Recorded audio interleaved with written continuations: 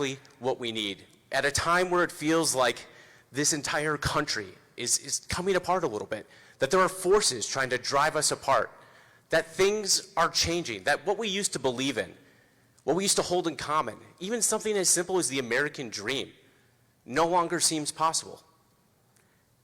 How many people have someone in their life that no longer feels like that American dream is possible, that feels shut out of possibility or opportunity, that the basic promise that if you work hard, play by the rules, you'll be able to get ahead, afford a nice home, a nice vacation every year, maybe nothing too fancy, but you'll be able to have a good time. That doesn't feel like it's on the table. I see a lot of hands. It doesn't feel like it's on the table anymore. That is what we have to fight to make sure is still possible for the next generation. That is what I think is at stake in our country right now. And I think looking at this crowd that gave this turnout, I think you all feel it too. Derek Van Orden has been derelict in his duty. He has. We have to make sure that between now and whenever he decides to ride off back to Hollywood, where he has a long failed career, you can go, by the way, look at IMDb, Derek Van Orden. He's been in a lot of movies, some of them quite embarrassing. D-list actor at best. You can also find his old headshots. That's a real treat. We have to make sure that we are giving voice to what is at stake. And he may have taken a vote. He may have taken a vote that I think is largely a show to save face. What I want you to do is go to his campaign website. I want you to go look at his website right now, go to his issues and policy section. He still wants to repeal the ACA. He has no interest in saving it. It is on his website that he is looking forward to the repeal so that he can replace it with, I don't know, question mark. There is no plan. The plan is to let people suffer, and we can't suffer fools any longer in this state and in this country. Thank you all so much for being here. It is time for change in the state and across our nation, and I think people finally feel it. Thank you all so much for coming out tonight. You're going to hear from a bunch of really great individuals. Thank you, thank you, thank you. Please welcome Wisconsin State Senator Brad Pfaff.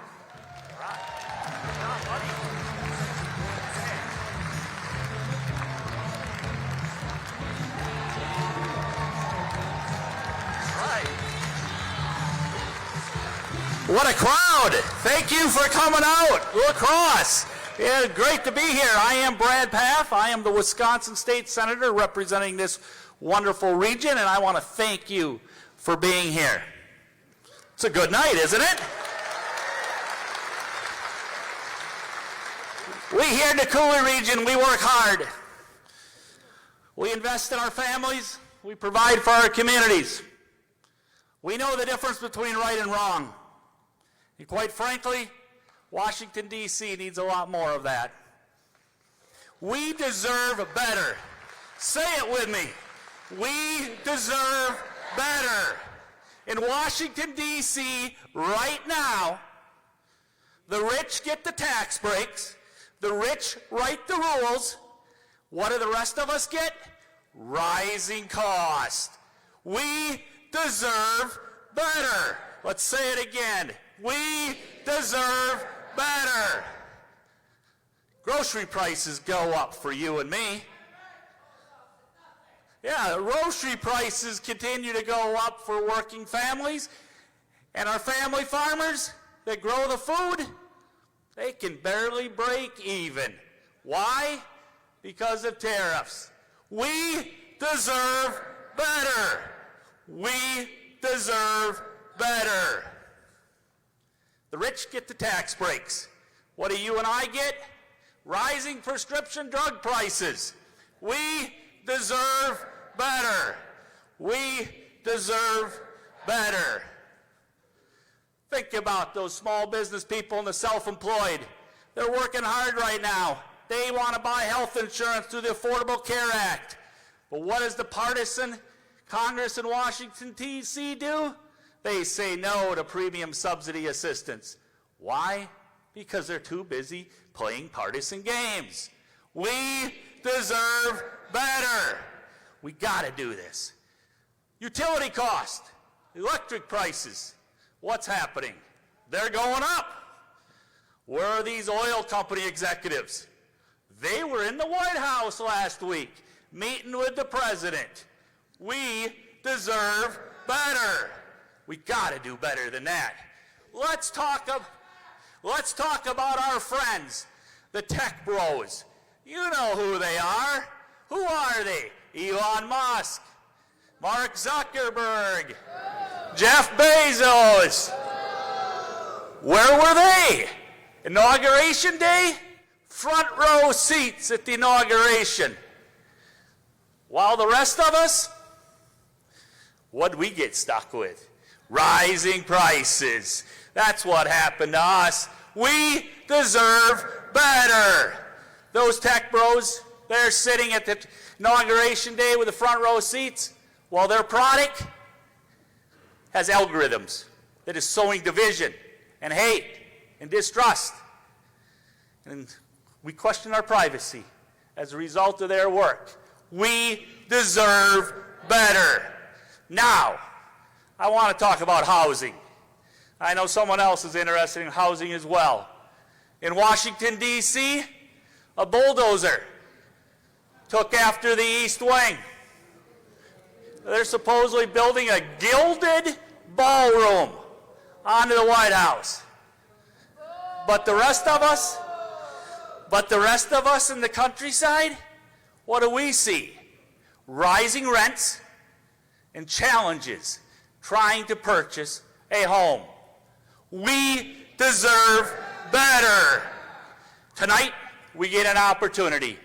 We're going to hear from someone that has a vision, that's someone that believes in a better future, someone that recognizes the hard work and ingenuity of the American people, a son of the Midwest, the former mayor of South Bend, Indiana, and most recently, our nation's Secretary of Transportation, Mr. Pete Buttigieg. I thank you very much for coming out here tonight. Let's go get them. Thank you. We deserve better. Please welcome Rebecca Cook.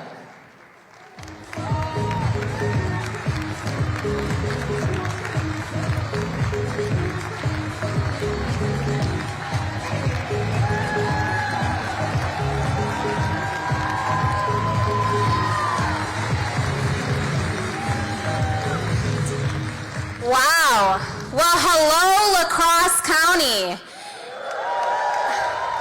It is such a pleasure to be here today in the heart of the Coulee region for a conversation about real life, about what's happening in our communities, what is keeping you up at night, and what's getting you out of bed in the morning.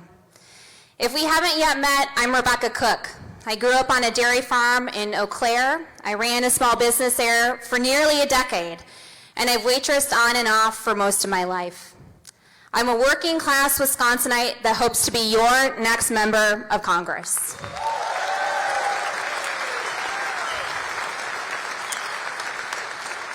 You know, growing up here, we've all watched as opportunities in America's dairyland continue to dwindle, from agricultural consolidation to losing rural healthcare access to the struggle to fund our public schools. I know many of these challenges because I've lived them. In high school, we had to sell our cows because of the price of milk and competition with larger dairies. And when we sold out, we focused on beef. It wasn't just losing a business, but it was a part of our traditions and our heritage and way of life, since we've had a farm in this district for 150 years. I spent most of last summer at dairy breakfasts, including here in La Crosse County, and county fairs, and I heard a lot of similar stories. Farmers frustrated over Trump's yo-yo tariffs that strained relationships with export partners and massively disrupted our soybean industry. Farmers don't want bailouts. We want common sense policies and stable markets to sell our products across the country and to feed the world. We don't want our government undercutting producers buying beef from Argentina. I mean, come on. But the thing is that we can push back by getting a farm bill passed that actually supports family farms. Farmers shouldn't have to choose between being good stewards of the land and making a living.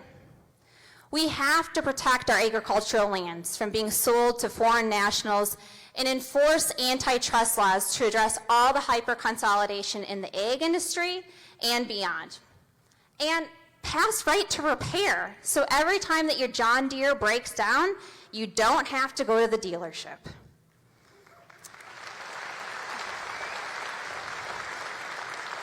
I don't have to tell the folks in this room that our healthcare system is broken. In Eau Claire, we've already seen 2 major hospitals close, and with the passage of the reconciliation bill, we're likely to lose more in this region. Our rural hospitals already struggle to stay open because of the Medicare and Medicaid reimbursement rates, and now that burden will double. I believe in expanding Medicare to cover vision, dental, and hearing.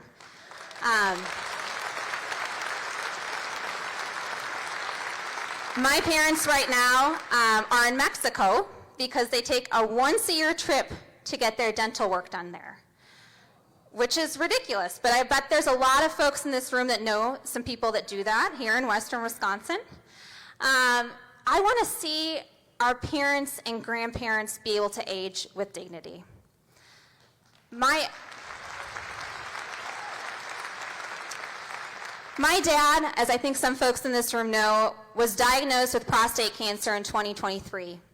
And when he went into Walgreens for the first time to get his cancer drugs, it was a combined copay of $3,100, which is outrageous. My dad, and maybe your dad, or your grandma, or your sister, can't afford their medicine because Washington is in bed with Big Pharma. We need a government that looks out for our health, not lining their pockets with special interest dollars. I come from a union family. My brother is a Navy veteran and is a union firefighter in Madison. And my sister works for the teachers union in Minnesota. And I'm very proud of the work that they do.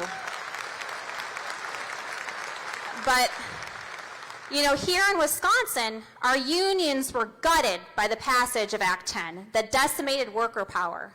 Meanwhile, corporations are making record profits off the backs of their workers, and the federal minimum wage hasn't been increased in over a decade.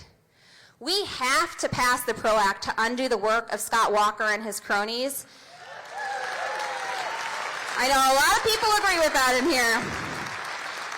Increase the federal minimum wage, break up monopolies, and close tax loopholes for multinational corporations if we want an economy that benefits the working people.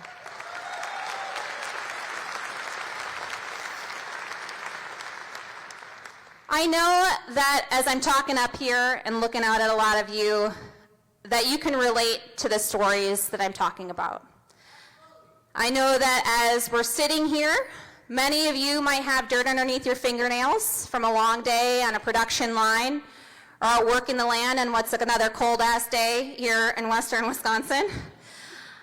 I also know that many of you are tired. It was a long work week. And the weekend has come and you're caring for your aging parents and you're rushing kids out of the house on Sunday for church. And you're worried about bills, making rent, a car payment, buying expensive groceries, getting gas, and hoping for a little bit of money left over at the end of the month. The idea for a lot of us for buying a house seems out of reach. But I also know that people here in Western Wisconsin are resilient. I know that you're the first to show up for a neighbor in need and bring a casserole to someone celebrating a new baby or mourning the loss of a loved one. When there is a problem in our community, we aren't waiting for someone else to come to fix it. We pull together. We start businesses. We join our county board. We step up. And we need, for once, the federal government to give a damn because we need results.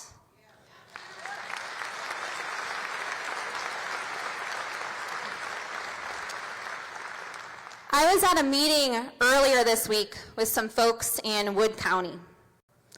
A woman named Patricia asked me, Rebecca, with everything that's going on right now, it all just really seems so hopeless. What can I do? She was talking, of course, about the ICE raids in Minneapolis, to the invasion of Venezuela, to probing and picking fights with our NATO ally in Greenland. There are no words in these times, but there has to be hope. They are trying to get us unfocused from our communities. They are trying to get us to lose hope as we struggle to recover from tariffs, as patients suffer from skyrocketing healthcare costs, and as rampant corruption plagues all levels of our government. Americans have been left with the scraps. We have to put our communities first, and we will. There's also no one coming to save us but ourselves. The change is not going to come from a national agenda or perfectly worded statements. It's going to come from our actions, from the inside out, not the outside in. It's going to come from all of us coming together to put our community first. I can say that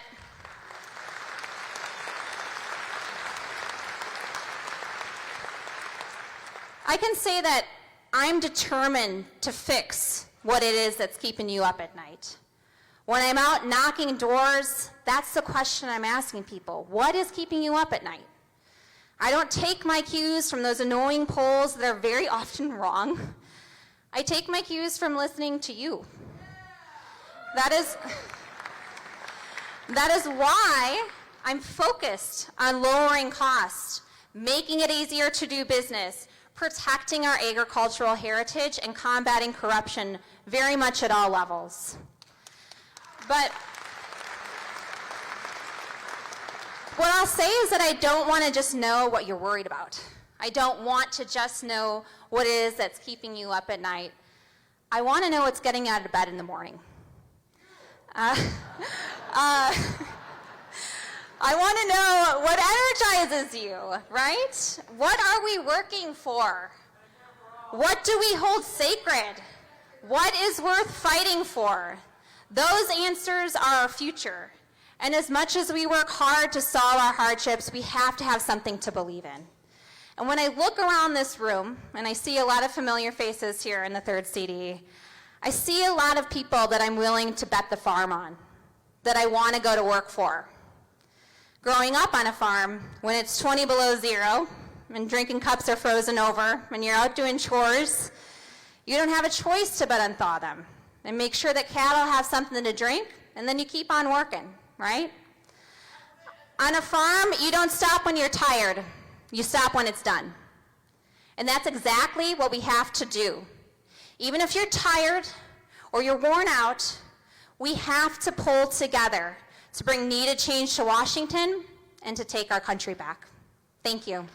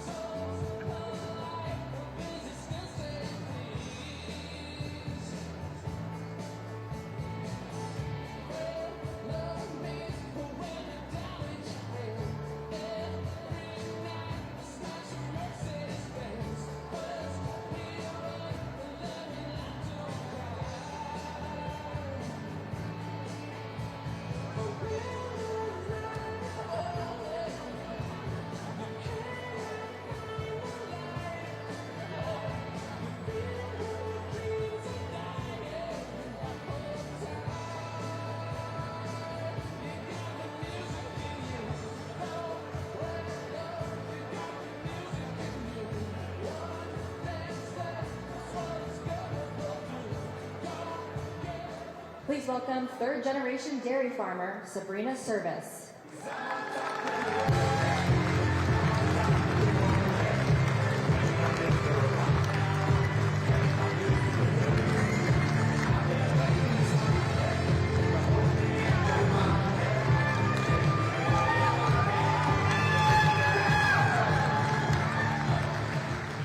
I gotta say, the music selection tonight is a bop. Everyone backstage has had to listen to me sing, whether they like it or not, but I am having a great time.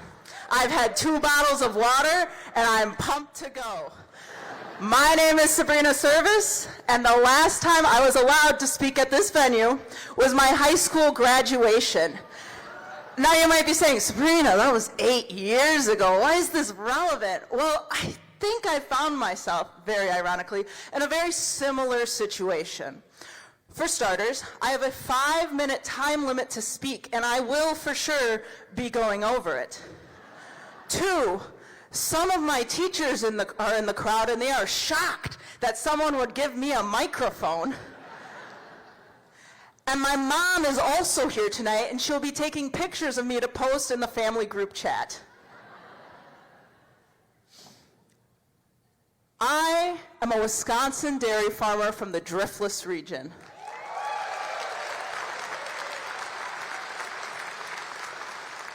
Every morning, I wake up and I make the commute to my family's dairy farm on the ridgetop south of town. I take care of my family's animals every single day. I occasionally help in the fields. And in the summertime, when the weather is nice, I let my cows out to pasture. In my opinion, my family's dairy farm is the most beautiful place in the world. In the summertime, it's rolling green hills dotted with black and white cows, surrounded by the trees that make up the forests of western Wisconsin. I love my family's dairy farm. I love what it stands for, and I will do everything in my power to protect it, the animals who live there, and the land that my family has stewarded for generations.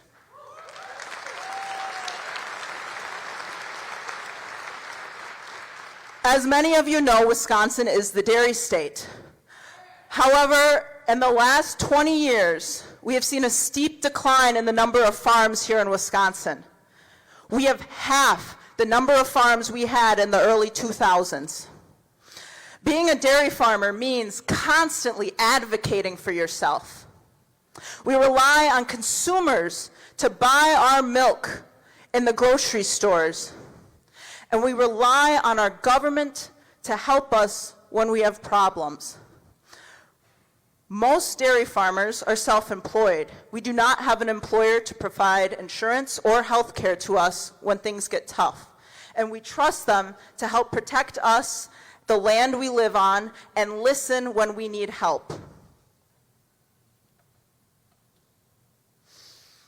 I lost my train of thought.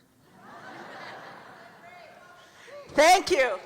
It's easy to feel small when you're so far away out in rural America, especially right now. It's easy to feel like nobody's listening, like wondering, if I say something, will anyone in power come to help me? Like if I yell, will anyone hear me? But why should I have to yell to be heard? Why should I have to scream out?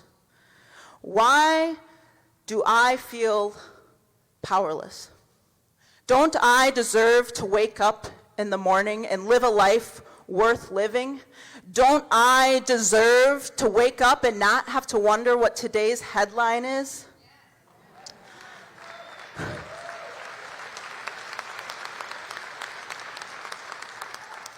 How did we get here?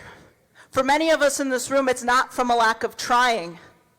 But after all these years and all this effort and all this work, where are we? And why should the people in power listen to us? Power exists wherever we believe it does. And as long as we believe that people in power who don't listen to us are more powerful than us, they will remain in unchecked authority. So why should they listen to us? Is because we matter. All of us matter. La Crosse, Wisconsin matters. Middle America and the people from all over who call it home matter.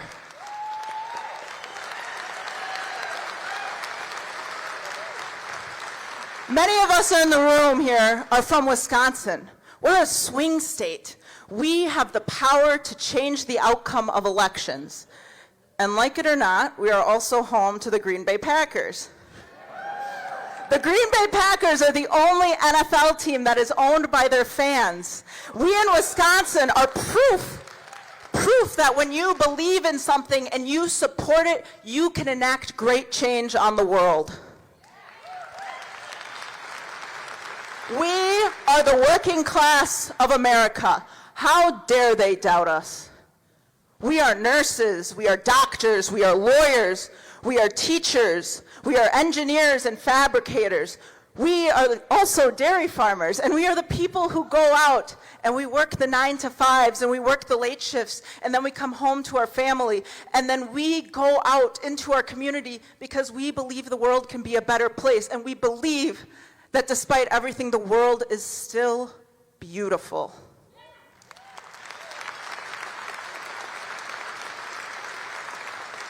We are the people who rise to the challenge.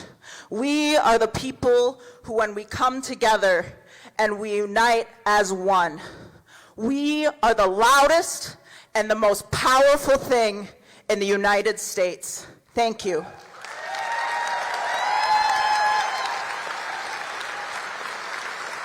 I would next like to welcome La Crosse Mayor Shondell Washington Spivey to the stage. Thank you all very much.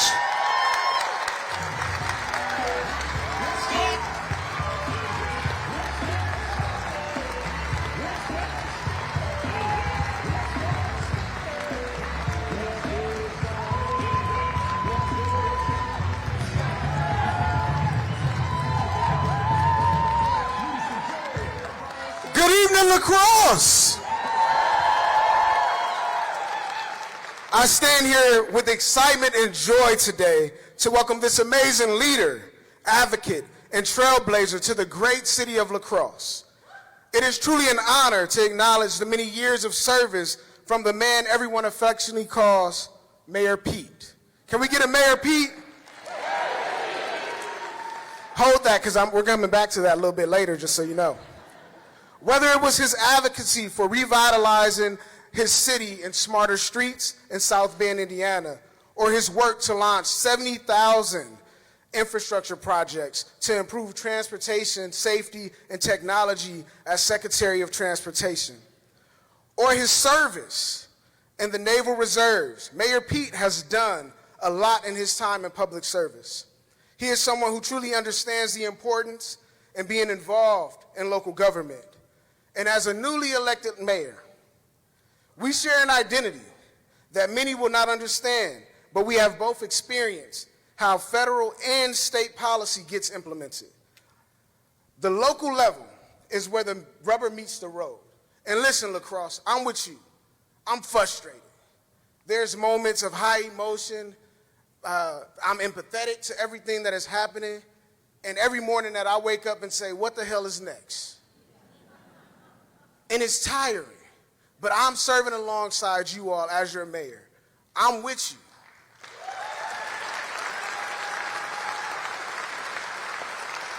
I believe that together, with love and of course with action, we can make wonderful things happen in our community. So believe me on that, and let's do this together. And we have this amazing opportunity. And from mayor to now to Secretary of Transportation, I want to bring in someone who knows that local leadership is a launching pad for national impact. So join me, and this is where this Mayor Pete comes in, y'all. All right? And join me in bringing out Mayor Pete. Where is he at? We're going to chant his name, Mayor Pete, Mayor Pete, Mayor Pete.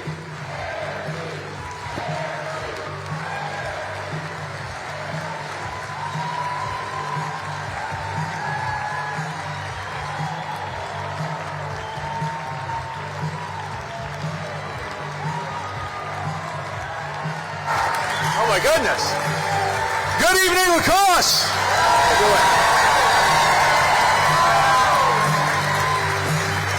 Wow, thank you so much. It feels so good to be here. What an amazing turnout, what amazing energy. Thank you, Mayor. You got the city looking good and a lot to be proud of here. Thank you to everybody who was part of our program, and above all, thanks to you for coming out to spend some time together. I know that there are a lot of things you could be doing on a Friday evening. You did not have to go out one more time into the cold in order to come here and share this evening with me. But I couldn't be happier to be here. By way of reintroduction, I'm Pete Buttigieg. Everybody seems to call me Mayor Pete. I don't know, I guess that's a little easier.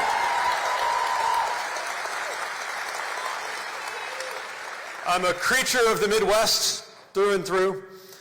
Grew up in South Bend, Indiana. There we go.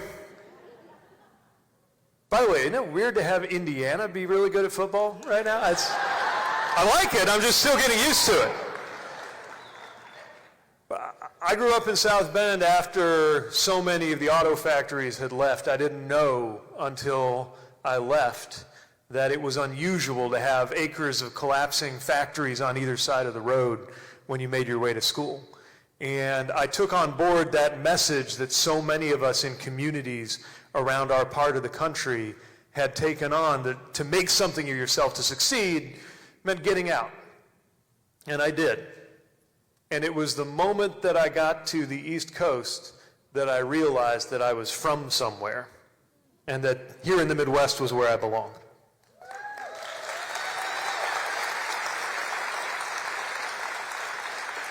I came home, and to make a very long story short, had the honor of serving as mayor for 2 terms and saw our city go from being described as one of America's dying communities to the fastest, strongest growth economically and in a population that we had seen in decades. Something that's happening in so many communities around the Midwest that are choosing to turn and face their future in a different way. Emphasis on future. We didn't go around saying we were going to make things look just like they did before. We didn't go around saying we were going to make South Bend, Indiana great again.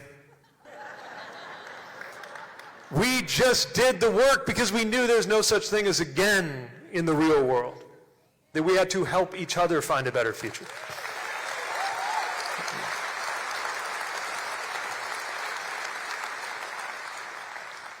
Then I ran for president.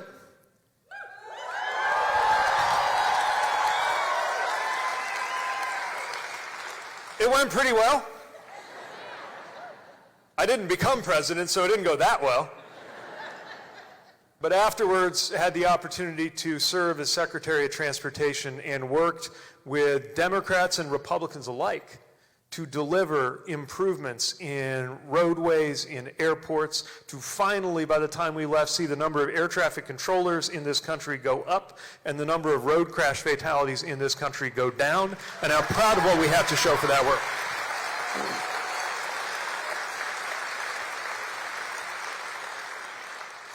And another very important thing happened in those years, which is that my husband Chasten and I got a phone call while I was serving as secretary that changed everything, because the next day we were holding our twins, our infants, Gus and Penelope, in our arms. It changed our lives.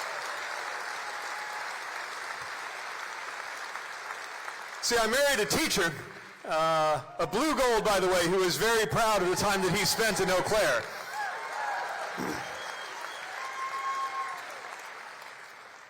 I'm a member of that sandwich generation, looking after small children and trying to do right by a parent who's growing older at the same time, which is why I missed our previous date in November. And I want to both report to you that Mom is doing much better, and thank so many of you for reaching out with well wishes when we had to reschedule. So that's enough about me. I'm here to talk with you and about what's going on with you, and to find out what brought you out here tonight. Why are you here? Well, thanks. But it's definitely not about me. I want to listen to what brought you out here. Maybe you are looking at what's going on across the state line, wondering how in the hell in a country built on freedom we have masked federal agents in tactical gear as if it was Fallujah on a Midwestern city's streets.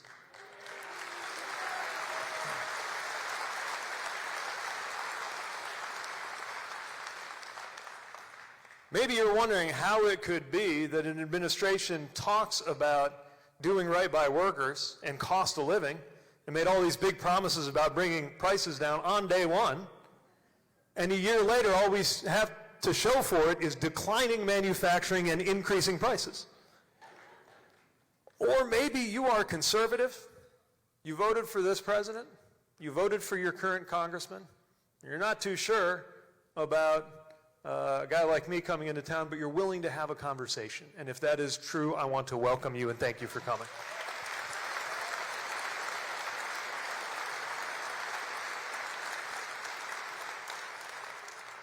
So let me say, I did not come here to say things are better than they look.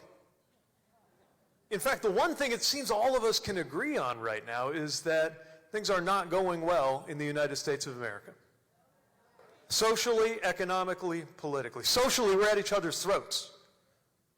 People are getting their information from algorithms that basically do one of two things every time you scroll through your feed. It's either, here's this person I already like, looking good, or here's this person I already don't like, doing something that reminds me why I don't like them.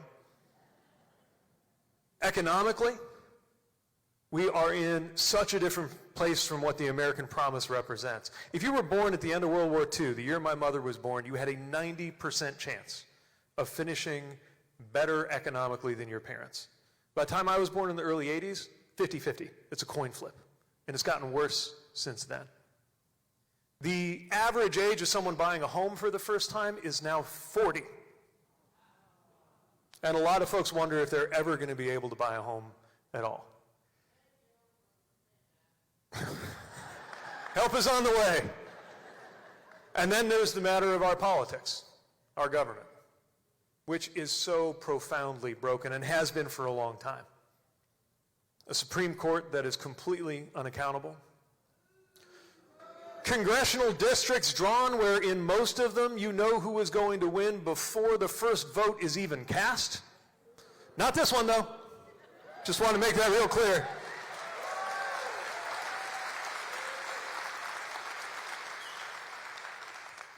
And leaders from the White House to Congress who don't seem to think that they are accountable to anyone, which is part of what drew me to come over to this district in particular, I must say. I mentioned that I worked with a lot of Republicans and Democrats to deliver results. A lot of them would cross the aisle to work with us, even if we didn't agree on everything. Your congressman, a little bit different. We had some really interesting interactions. But what I'm really concerned about isn't the way he treated me, it's the way he's treating you. Because if you live in this district, your congressman doesn't believe that you deserve him coming to look you in the eye and explain why he's making the choices that he's making at a town hall like this.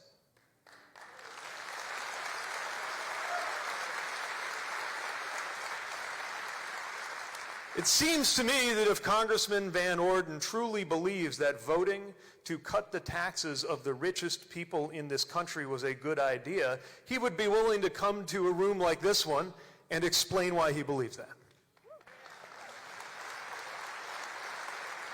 It seems to me that if Congressman Van Orden thinks that it is appropriate to slash Medicaid, to cut Badger Care at a time like this when so many people are hurting, he would be willing to stand here and say why.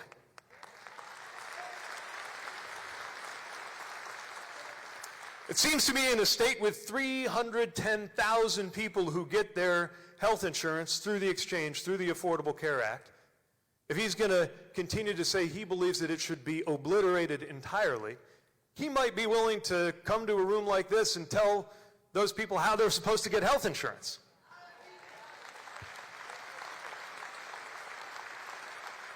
But If he's not willing to come here and do a town hall, we can have a perfectly good one without him.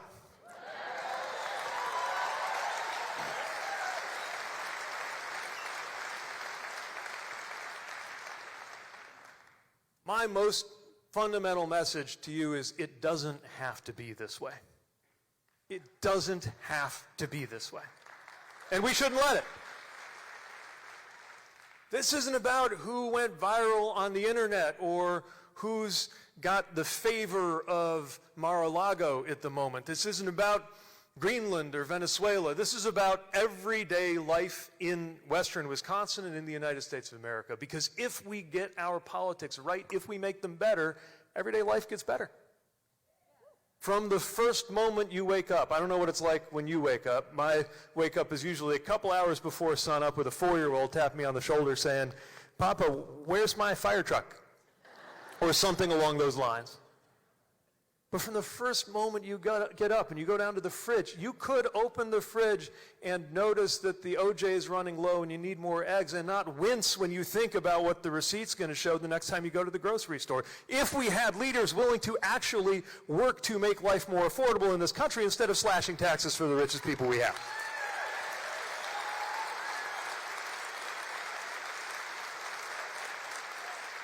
And then when you get in your car and head to work, you should be driving on good roads so you don't have to worry that a pothole is going to take you to an unaffordable repair. And if you got kids, you ought to be able to drop them off knowing that you live in a place where your leaders have delivered quality, affordable public education.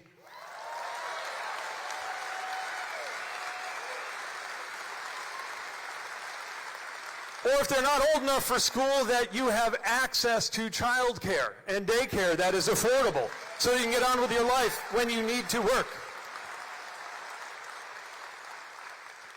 Or if you are expecting, you should be able to count, as people living in every other country in this world can do, on paid time off and the parental leave that you need to accommodate a new arrival in something as beautiful as having a child come into your life.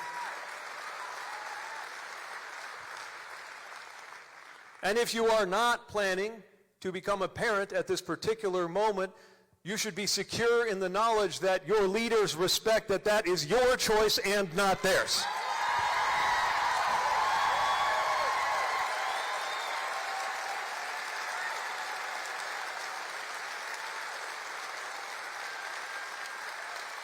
This is about everyday life.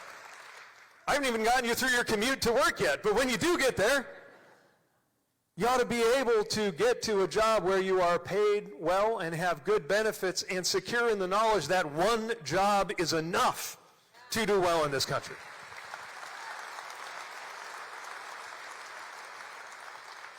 Possibly because you have the option to join a union in your workplace that will fight for you.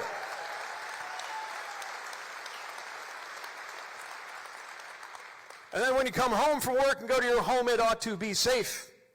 And it ought to be affordable. And you ought to have that hope of owning a home. And if you do, when you sit down to do the bills, you shouldn't feel like you've got to choose between your health insurance premium and your mortgage. And when you do those bills, you should still be able to picture how you're going to have a vacation. That's not too much to ask in the United States of America.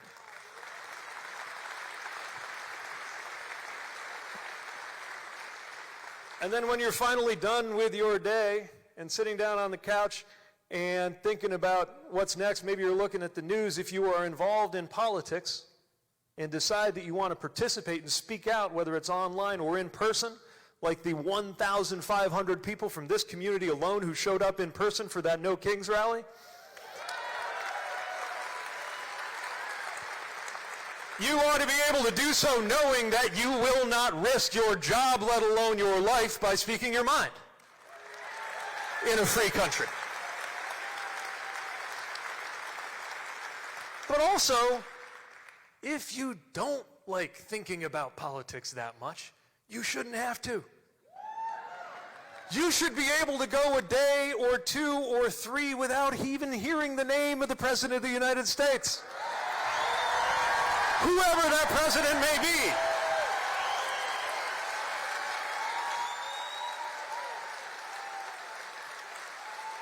Wouldn't that be nice? It is not too much to ask. And I believe that better life begins with people in places like this. Decent, reasonable, practical people saying that we can do things differently, insisting that we can do things differently because we know that what politics is really about is what it's like to live in America. And just one other thing, this is what it means to live in America, what it means to be an American. On the way over here, I passed by a facility where I used to train as a Navy reservist, getting skills that I would take with me when I went to serve in Afghanistan. And I did not put my life on the line for this country just because it's a place where I live. So many people put their lives, in fact, let's take a moment, if you serve this country in uniform, could you just take a moment to stand up and be recognized? Thank you. Thank you. Thank you. Thank you. Thank you.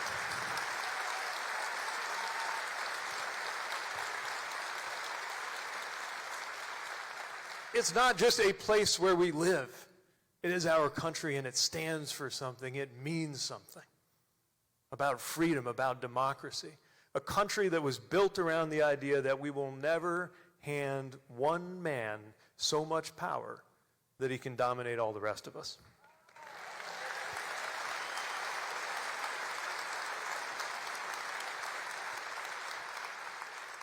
The power really is yours. We just need to be ready to use it. So, that is the longest you will hear me speak this evening in a row. I want to have a conversation with you, hear about what's on your mind, learn a thing or two. Let's get going. Microphones will come to you, so just raise your hand and I will call on you, and I'll try to get to every corner of the room as best I can. Yes, ma'am.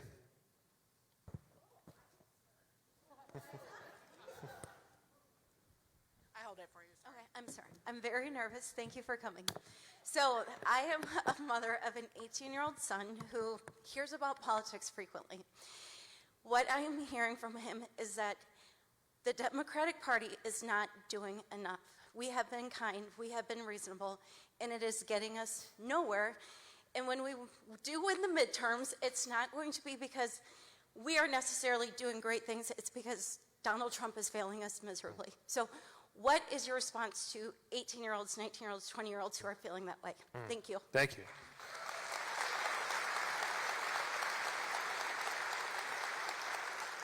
I think any young person who feels that way has a point.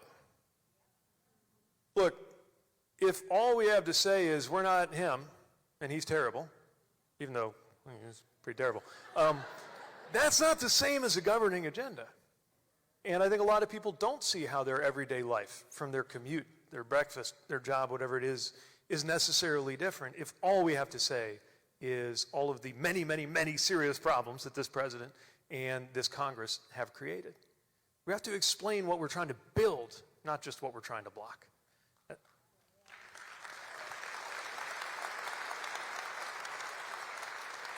And I do fear that some in my party are maybe lapsing into the temptation to just be about turning things back to the way they were. But I would argue that if things were going along fine in our economy, our society, and our politics, we wouldn't be in this situation in the first place.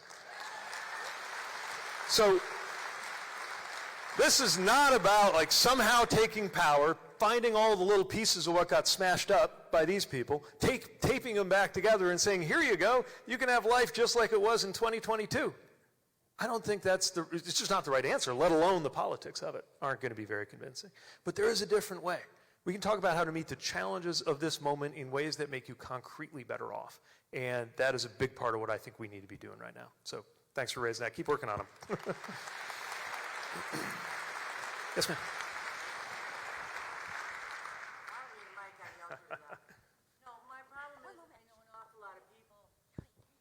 I know an awful lot of people on the other side of the aisle that we can't get through to, that they just don't know how close to the abyss we really are as a veteran and supporting the Constitution. I'm despairing because I don't know how to talk to them. They're just going on like, la-da-da-da-da, everything's great. How do we get the message out to them beyond all the algorithms so they consider voting for people that are looking to the future? This is where I believe in the power of the offline, and as the mayor spoke to, the power of the local. Because we are increasingly sorted into these silos where not just our opinions, but our facts are, or would be facts, are presented to us according to what people think we already believe. But our relationships, our families, our neighborhoods, our communities, our churches, our little league, our sports loyalties, right? There might be a lot of people you don't have much in common with them except the Packers, maybe, right? That is where we have a chance to get through to people. And it's not like you explain it just so and suddenly they see the light, right? And we got to go in listening too. It's not like we were right about everything these last few years. And we have to be willing to have that conversation. That's how I developed my unexpected specialty of going on Fox News a lot.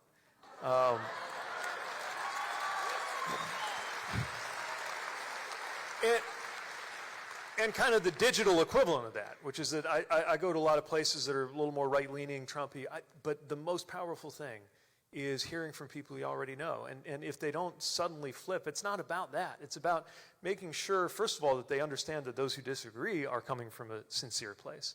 And then slowly, over time, having that conversation that we need to have. And when we are in rooms like this, talking to each other as human beings, sharing our own personal experiences and what these things mean to us, why our lives are different because of this or that decision that came out of a big white building in Washington, D.C., that's, I think, when our politics starts to change. And I believe in that kind of practice. It is harder. Honestly, it's harder to talk to somebody you know and like and disagree with than it is to talk to some jerk on Twitter, right? But that's what actually matters. Especially because the jerk on Twitter might just be a robot in Russia. We don't even know, right? Thank you. Next question. Be sure, if you don't mind, share your name and where you're from, too, if you like, when I call on you. Straight ahead of me, sir. Right here. Okay. Hi, I'm Mike Heidenreich. I'm from Lodi, Wisconsin, actually quite a bit east of here. And I'm a 17-year IBEW member, and I'm actually running for Congress out there, so if you want to come out by, we'd love to have you. Thank you for stepping up. But the reason I've got lots of answers for lots of our problems, but one that comes up almost every town hall I hold is, you look around the room here, you see a lot of white hair. And it's because right now, a lot of us remember what it was like when our country was functioning. One of the things that it's hard to get through to someone who's never seen it function, who's grown up thinking Trump is normal, thinking that that's how our government's supposed to work, that we're supposed to get decrees by Twitter. It's one of the things that I've had a hard time talking to people and saying, how do you tell someone who's never seen normal that not only is this not normal, but there's a lot better ways of doing this? Yeah. Well, I think those of us who've lived that way and feel that way have trouble accepting the fact that we have to explain it or that we have to make that case. But we just do. I mean, it's not enough to say, oh, that's authoritarian. We got to explain why authoritarianism is worse. And maybe we feel like we shouldn't have to, but we do. And look, passing out of living memory is the experience of the generations who saw what happened when this sort of thing spread in a lot of places of the world and did a lot of damage.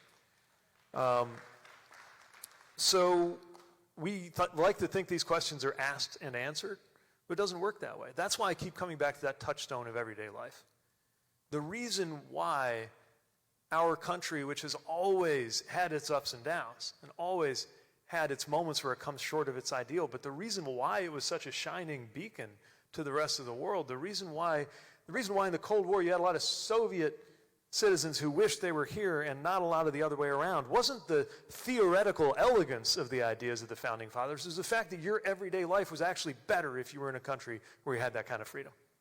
And I think we need to connect those dots and not just assume that it's accepted. But the other thing we got to do is move our imaginations beyond the presidency we're living in. And I know why it's hard. It's hard by design. But just repeat after me inside your minds. Repeat after me. This president will not be politically active in the United States forever. Think about that. That is obviously a matter of fact, and yet it's kind of a hard thing to believe, right? So then what? If all we have to say is about him, then we're not going to be talking about you. And I think it's talking about you that helps us cut through that for folks who maybe don't see the way we do how horrifying some of the stuff going on right now really is.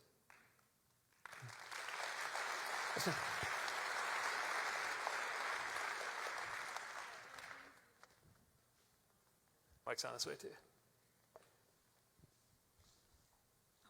I'm Viva. I'm from Winona, Minnesota. I just moved to St. Paul about 6 months ago. I'm 23 years old. I graduated from college 3 years ago, and I have a pretty decent resume.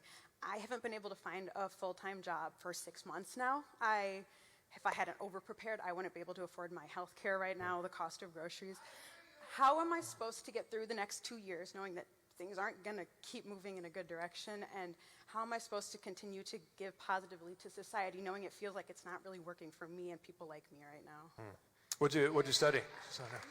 Music, huh? So, look, this is a real challenge that the whole generation is facing. I love, by the way, that you framed the question in terms of how can I keep contributing, even now, even with the pressure that you're feeling. Part of what our society, community, government is supposed to do is make that a little easier while you are finding your feet. Create an environment where there are opportunities for young people who have finished their education to be able to contribute and earn and live and thrive. And when we have this environment we have now where jobs are giving way to gigs, where a lot of things that used to be careers are actually shifting before our eyes, and that will increase a lot with AI, right? We need to be looking to answers that will speak to that too. I'm really worried about what AI will do to job opportunities, especially for people in their 20s like you. If we get it right, if we hold these companies to account and make sure that the American public gets to participate in the stupendous wealth that is being created, then it could very much lead to a shorter work week and more money in your pocket. But if we don't get it right, it'll just mean that much more concentration of wealth and power in a tiny number of hands and very, very little for everybody else. And that's not a technology question, it's a policy question.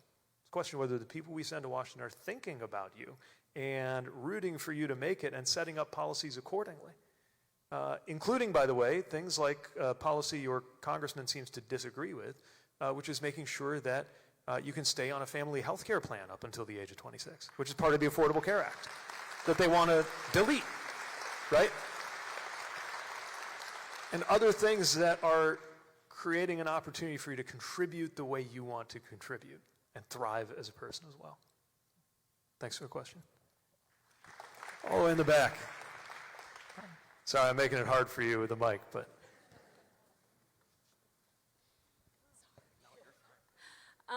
Hi, I'm Liz. I come from across the border, Minnesota. I am from southern Minnesota, actually. My question is, with what's going on in Minneapolis right now, I work very close. I work very close to everything that's going on. I'm sorry, I'm trying not to cry. How do we deal with this attack on our community and our people that we love? How do we go to work feeling safe and come home to, you know what I'm trying to ask. What do we do? How can we feel important and try to change what's going on to our city?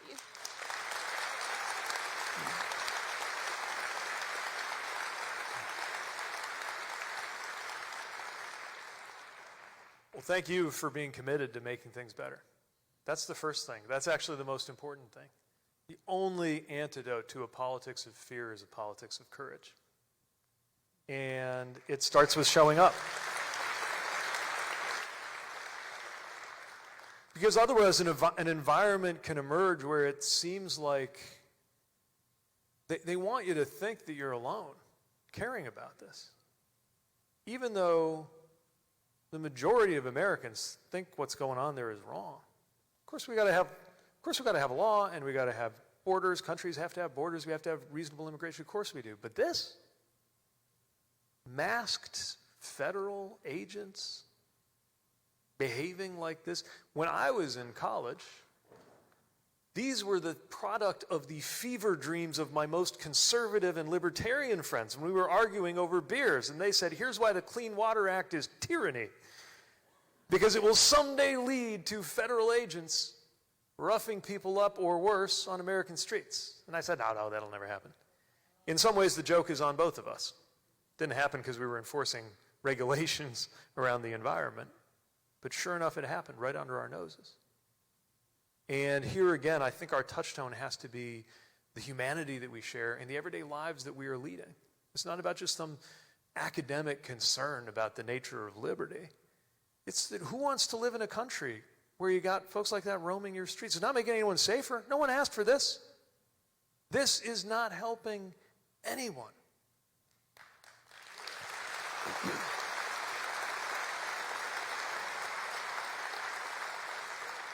The other thing I would urge you to do, though, because I see in you the sincerity and the commitment that you bring to this, is to engage folks who might not very obviously seem like they would agree with you. I mean, I was just talking to some folks from the farming community here, representing a community that codes pretty conservative, who are dealing with the ramifications of what this extreme immigration policy will mean to anyone's ability to run a farm in this country, right? We can bring together strange bedfellows, and if they're doing everything they can to pull us apart, let's do everything we can to bring people together, because there really is a strong majority of people who believe this. Yes.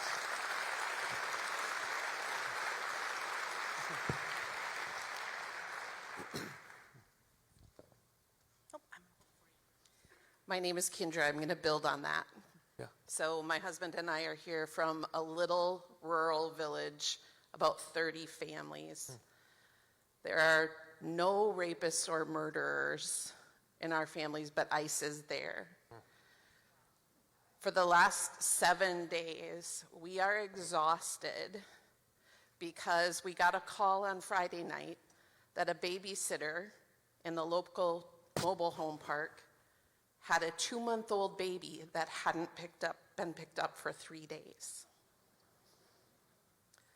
The next night, in the middle of the night, we got a call that the tomato farm an hour that way, ICE had trapped people on top of the roof for 7 hours. Do you all remember how cold it was a couple nights ago? 7 hours, but we were already, like our little group that was mobilized in this little town, we were already dealing with things and we didn't have anybody else. Can you help convince everybody that we have to organize locally very, very fast?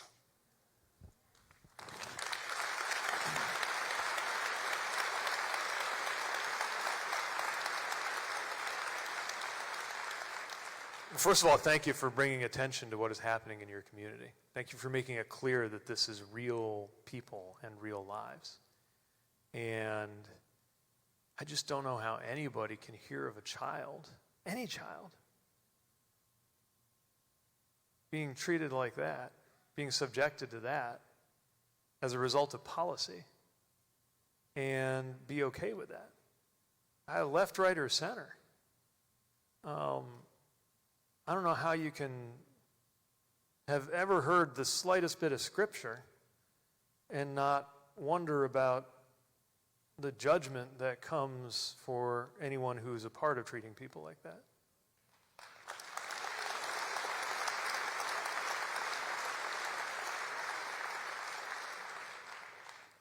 I wish I could encourage you to call your congressman.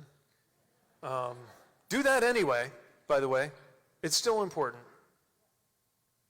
But also, it's so important to speak up because people don't realize that they're not alone, especially in smaller communities, right? And there are people you have to speak up for who are unable or afraid to speak up for themselves, right?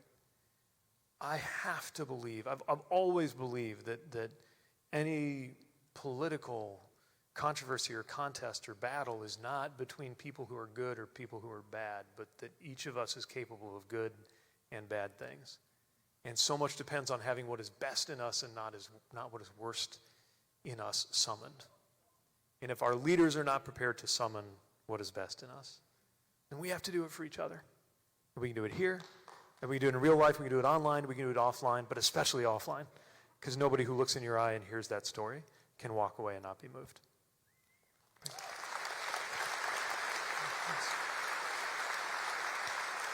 Yeah. Oh, careful. Hi, I'm right here. I'm going to hold your microphone, okay?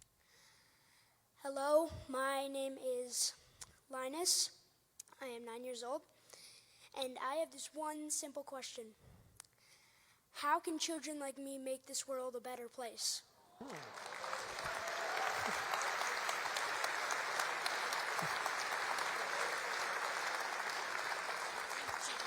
Wow, well, thanks for the question, Linus. Yeah, I think you just made this room a better place. Oh, thank you. Oh, thanks very much. Yeah, here, let me. Oh, that's very kind.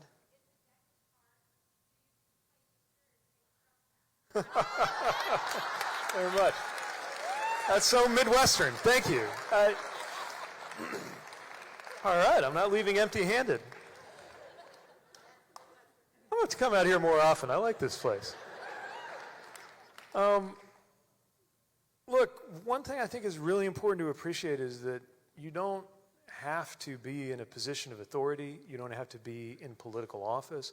You don't even have to be old enough to vote to make a difference in your community.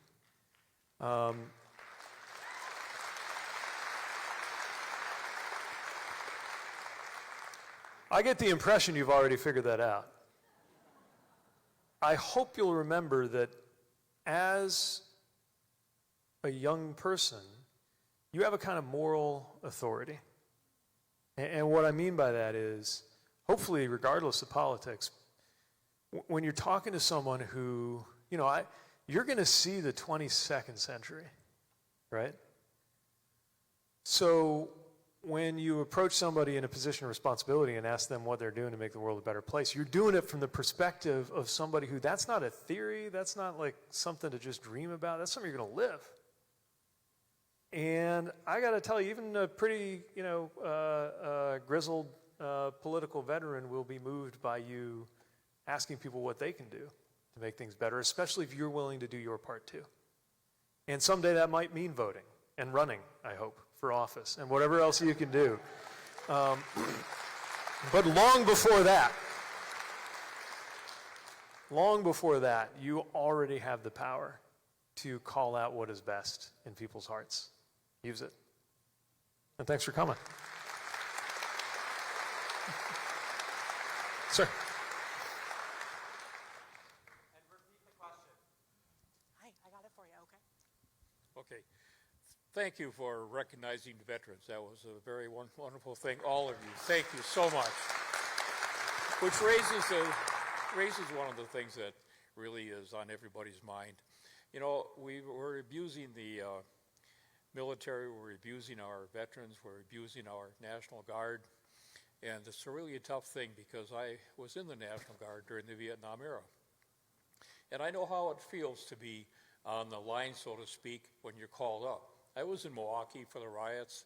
I was in Madison for the riots twice. I know what it's like to be called up and you have to look across the aisle and see people that you know, friends, and they're on the other side. But it was a different time. It was a different kind of a riot, different kind of a situation. Now the abuse is absolutely incredible. And I'm really worried that a lot of our people are going to look at our veterans, look at our National Guard, and kind of have that same creeping feeling that we used to have when we came back before. We're not going to get the respect of what we really are. That abuse is something terrible. And our country has got to be able to stand up. And by the way, the Constitution is it. This right here is your contract with America. It gives you your rights to be here as a citizen. Please all read your Constitution. I know that is exactly where you're coming from, and our political future is going to depend on being able to defend this. Thank you so much. Thank you.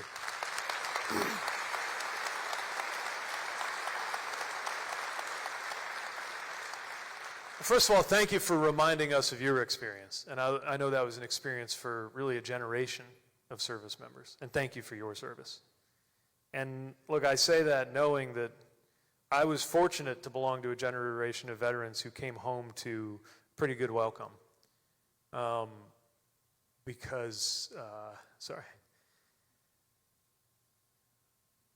country learned the hard way how to separate its attitudes about a policy from its attitudes about the people who were sent somewhere by that policy.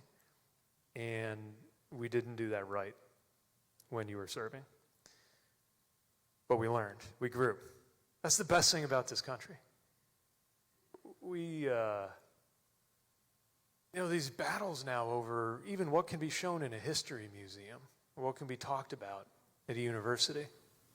These battles over the past, and some of what they say is, you can't talk about any of the things that were wrong about America, because that must mean you hate America. To me, anytime we talk about something that went wrong, it's because some of the finest moments that brought out the greatest character of this country is how we put it right. And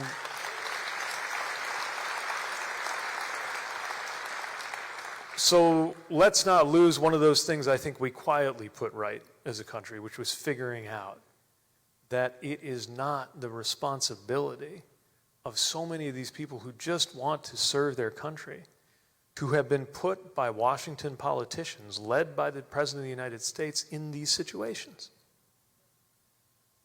And let us remember that if this is going to change, as it must, those who we have to hold accountable are the people who are issuing these orders. And we get to do that. That's in that Constitution you brought too. And that's a big part of our system. So thank you. Sir.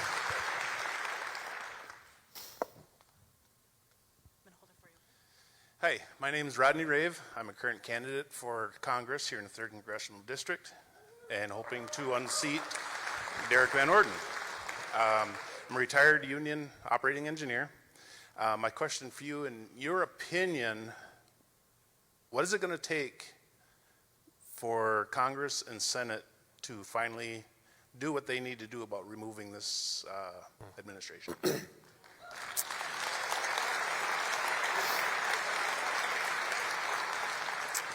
Well, I don't know if they'll get there, but let me share one thing I've noticed that I think is pretty interesting. The president's grip on his own party is starting to slip.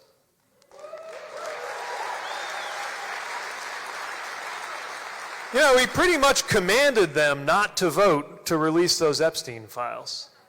And a decent number of them said, no, we're going to do that. Yeah, we're going to need to do that. Well, yeah, to be clear, it's not that they're complying, but it tells you something. In Indiana, where I grew up, we held a rally against the gerrymandering, the redistricting that he was forcing them to do. And that is a conservative state with a Republican supermajority. But we filled that state house to the rafters. Hundreds of people saying, don't do this. And even so, I thought they were probably going to do it, because it's a very strong Republican majority in the House and in the Senate. And the president called them personally. The vice president was sent to personally travel there to put pressure on them to do what they wanted, what the White House wanted these legislators to do, these Republican legislators. And they took a vote, and they said no, and it wasn't even close. So,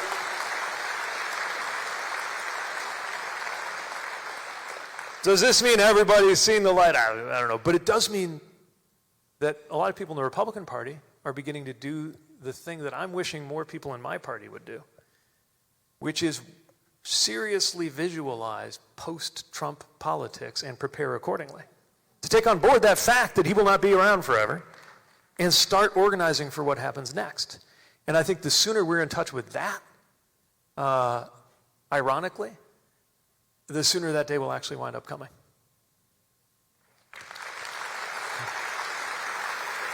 See your name in the way back there.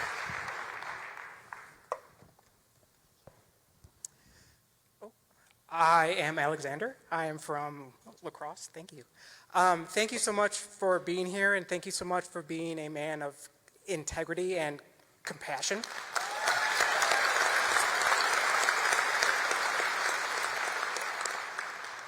What I have to share tonight is a big idea, and it only takes 2 minutes. I timed it out. And all I ask is that people just listen for 2 minutes with an open mind. Could you ask a question? Sure. Our company, Voter Directed Network, is working to end political corruption and end political violence with the online political evolution. We know that the only path away from authoritarian dynamics humanity has ever had involved inventing, enhancing, or improving democracy or existing democratic republics. We believe that the solution to the party-driven techno-authoritarianism we face today is techno-democratic republics. Sure. My question is, will you run as an independent?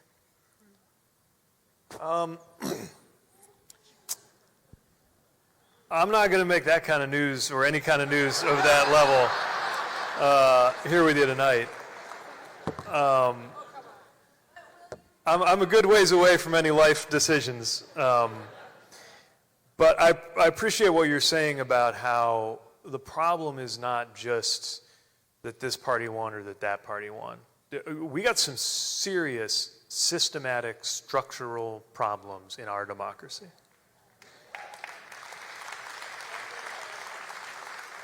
Of which probably the biggest, in my view, has to do with the role of money in politics. And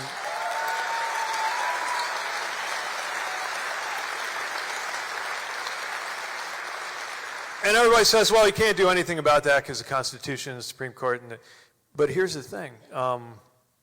If it's really the case that the current text of the Constitution leaves us no choice but to accept this corruption of our politics by that much money, then it's time to change the Constitution. That's what an amendment is, right?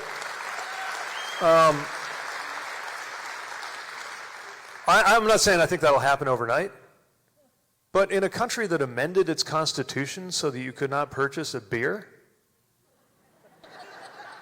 and then realized that was a bad idea and amended it back, surely on something this important, we could have a constitutional amendment clarifying that a corporation is not the same thing as a person and money is not the same thing as speech.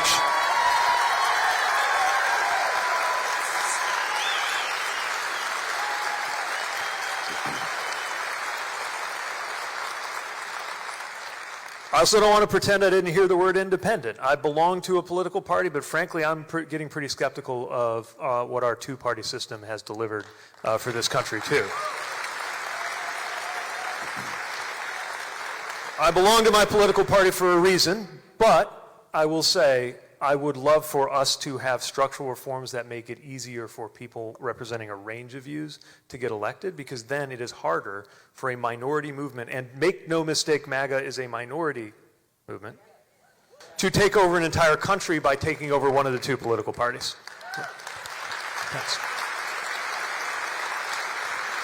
Sorry.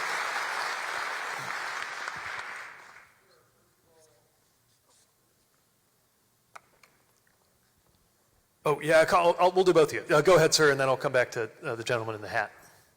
Go ahead, sir. Sir, first of all, I'd like to thank you for your service. Thank you. Likewise. My area of concern is typically white Christian nationalism and its influence that has occurred and as a group has been dog whistled into much of its difficult for the rest of us to handle. Mm-hmm. And I'm not sure what we can do to calm those waters. Yeah. Because it's not the same definition of what many of us were taught.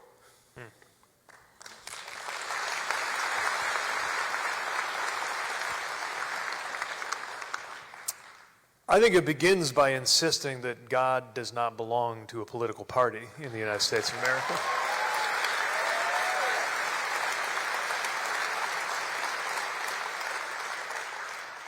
And I think we can do two things at once. We can honor the fact that this is a nation where we respect people of any faith or of no faith, and that none of us ought to have to live by somebody else's interpretation of his own religion.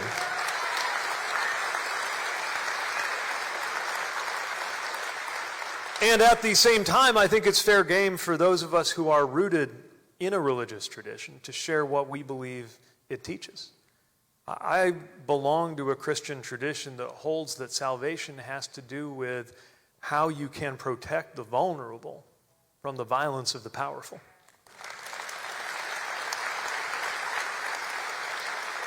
I read scriptures that talk about how he who oppresses the poor taunts his maker.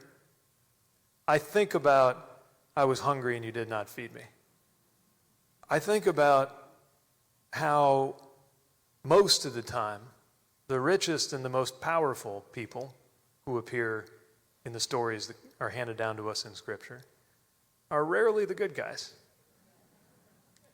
except when they have some flash of insight that forces them to look at the world in a different way, often having their heart opened by some terrible shock. Maybe this is the shock that a lot of us needed, though, because it's shocking. I just cannot imagine that God looks at the way people are being treated in this country by other people, and that corresponds to any of what he has asked us to do. But again, that's me talking about my understanding of my faith. The point is for us to talk about it with open hearts with each other, and not let anybody take a monopoly on what Christianity or any other faith means in practice.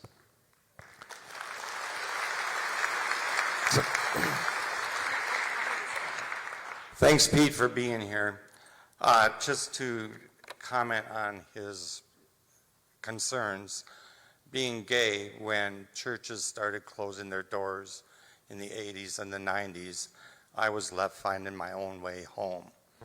And there are other concepts of God, and what was explained to me was before us, when all there was God.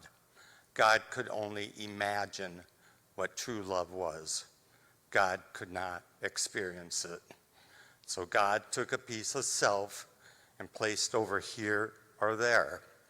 That smaller part of self is us, and we still knew the whole of God has all love. So for God to know what true love is, God had to create love's opposite, which is fear. All our decisions in life are made from either love or fear.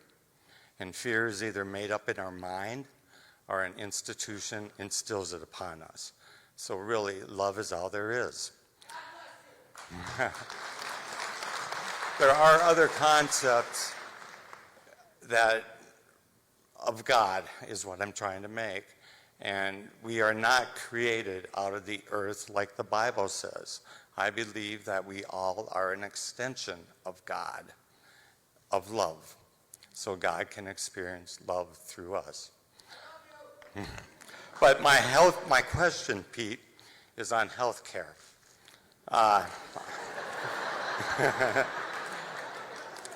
Bring us right back down to policy. We went from theology to policy in a moment's notice. I'm very happy to see these billboard signs, Love Plus Medicine, being taken down. The staff and doctors and nurses and everybody are wonderful. Don't get me wrong there. But the love stops at the finance department doors. And I have to see several specialists, and my bills fall outside the payment plan guidelines, which gives the hospitals permission to take money out of my household budget to meet their needs. Is there a safety net that you can provide or work on? I know others have in the past tried to provide a safety net for people who go past their guidelines, either in extending the payment guideline in months to pay back the service, but they're ruining people's lives by dipping into their household budget. Can you do anything about that? We have to. And if we are to truly live in a great country doesn't let people face financial ruin because of a health problem.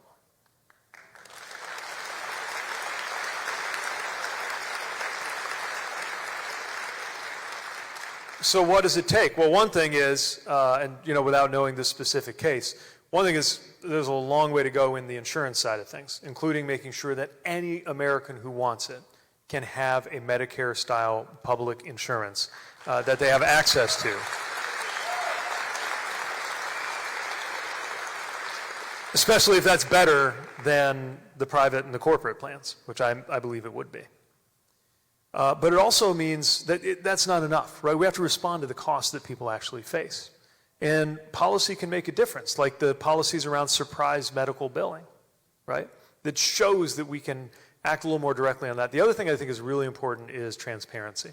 I don't know if you've tried this, again, not knowing your case, but one bit of advice I got from a family member as we were navigating something a bit like this is calling and asking them to specifically itemize every single charge sometimes gets you kind of a miraculous reduction.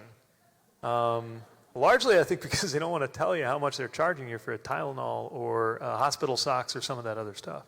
So again, I don't know, all the ins and outs of how it is around here.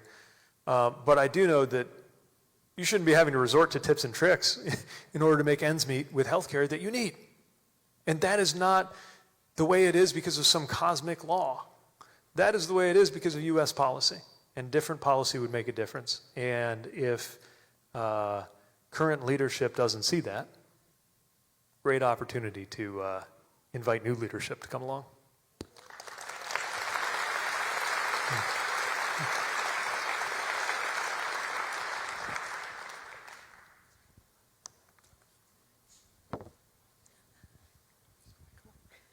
Okay, this question, my name is Audrey. I'm living on Alaska, and I've been a member of the 3rd District forever, since the day I was born right here in La Crosse. This question is for you, but it's also for Brad Pfaff, our state senator.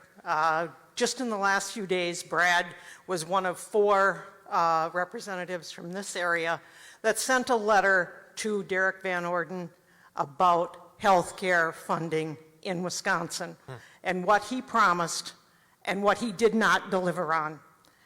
I just saw a copy of that letter thanks to our state representative from this area, Steve Doyle, who sent that to me. And the non-answer that was given was irritating, upsetting, angering to me. I don't know how Brad felt about it, but I can imagine he's got some choice words for Mr. Van Orden's staff about how that letter was given a stock response that never answered the initial question. But my question to both of you and to anybody that's running for office, Rebecca, the other gentleman that spoke, we've got at least a year before he's gone, no matter what the election does. How the heck do we get his attention and deal with him for the next 369 days?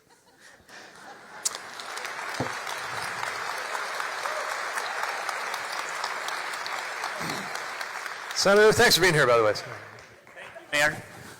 Thank you, Audrey. It is regards to the big, beautiful bill that Congress passed, jammed through the House of Representatives and the U.S. Senate this summer. And we are worried about rural health care. And it's the impact that that big, beautiful bill will have upon rural health care here in western Wisconsin. So again, thank you for being here today. Thank you, Audrey.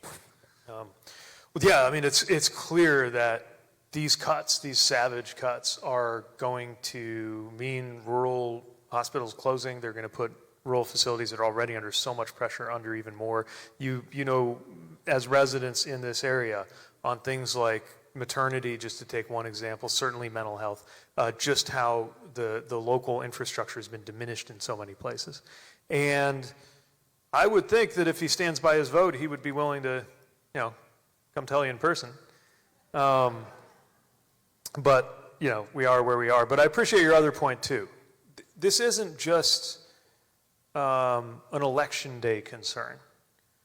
I'm interested in building up the kind of power that can change if not the hearts, then at least the behaviors of the people who are now in charge. That's kind of what I was getting at telling you the story from Indiana and some of the other things that some of the miracles we've seen actually in members of Congress being willing to do something different. Make no mistake, Derek Van Orden is deeply committed to abolishing the Affordable Care Act. Having said that, he did this interesting flip-flop on the question of the subsidies. I'm pretty sure you all helped make that happen. I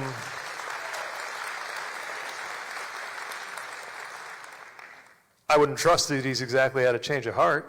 He himself called it a temporary off-ramp, but my point is, it was probably a temporary off-ramp to the political problem he was experiencing when people here rose up and said, don't do that. So keep the pressure on. Right. Oh yeah, but pressure works. Doesn't work as well as having good leadership, but it's the next best thing. Sorry.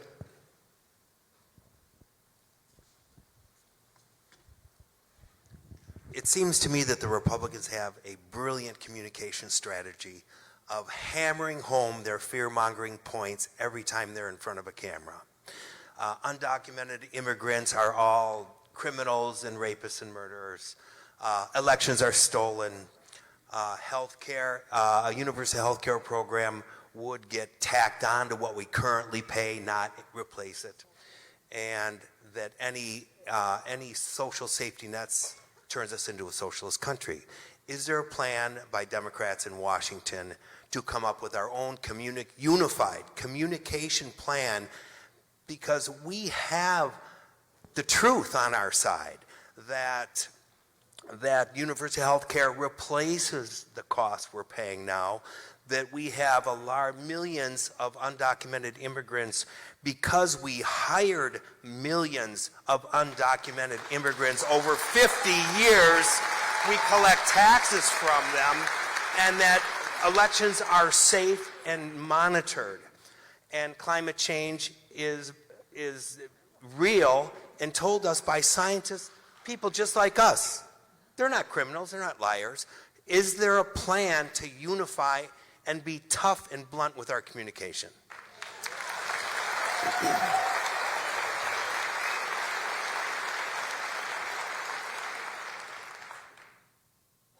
So, there's a lot of plans out there. There's a lot of very smart people working on this, but I would not look to Washington for solutions on this. And the reason I say that is, I think the answer to that, when you have a gap between what's clearly true and what people are being led to believe, the best way to cut through that is to get as close as possible to home. A lot of people don't trust, and it's tragic, a lot of people don't trust the Centers for Disease Control or the National Institutes of Health, but they trust their own doctor. A lot of people believe these horrifying things about immigrants, but they would stand up and defend ones that they actually know in their actual real lives.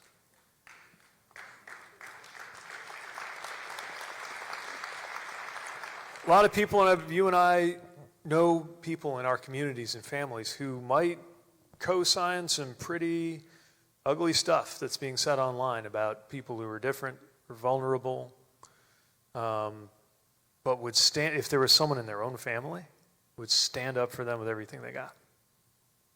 So I think we need to appeal to that. It's not going to be enough to just make everybody look at the spreadsheet showing that we were right all along. Believe me, I'm the kind of guy who wishes I could do that sometimes.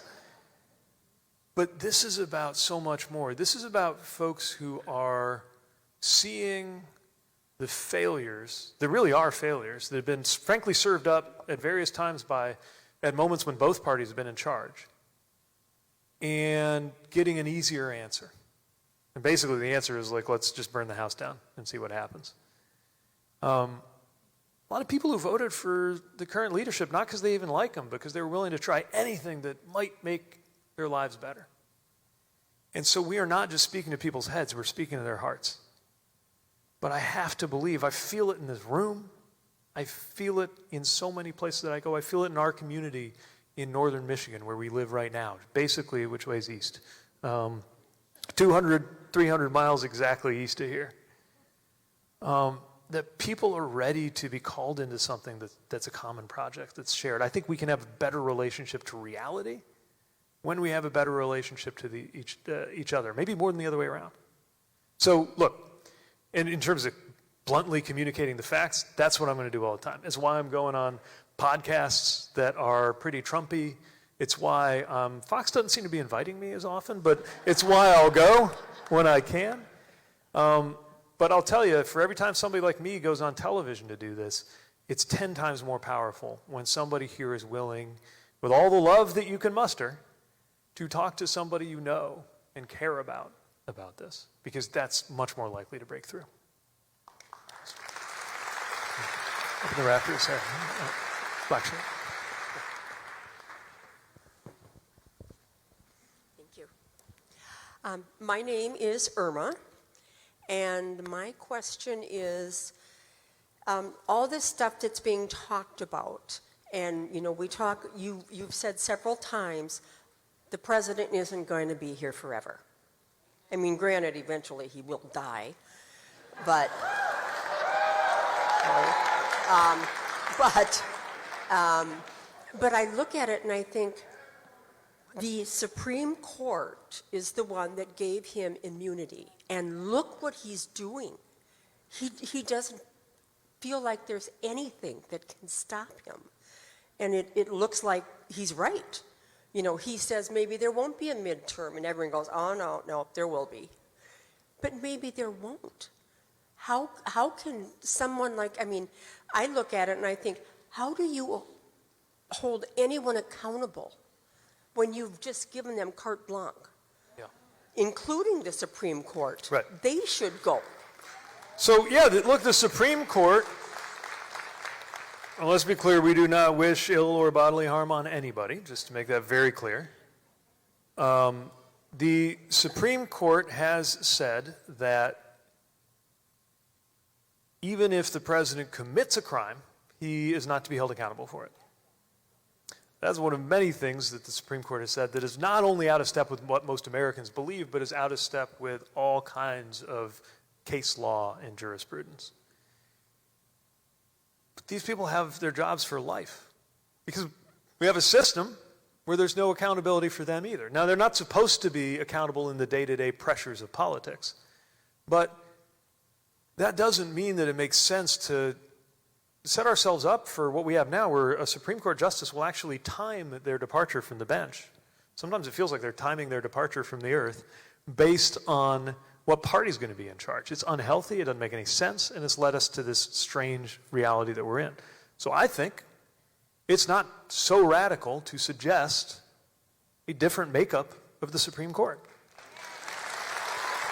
By the way,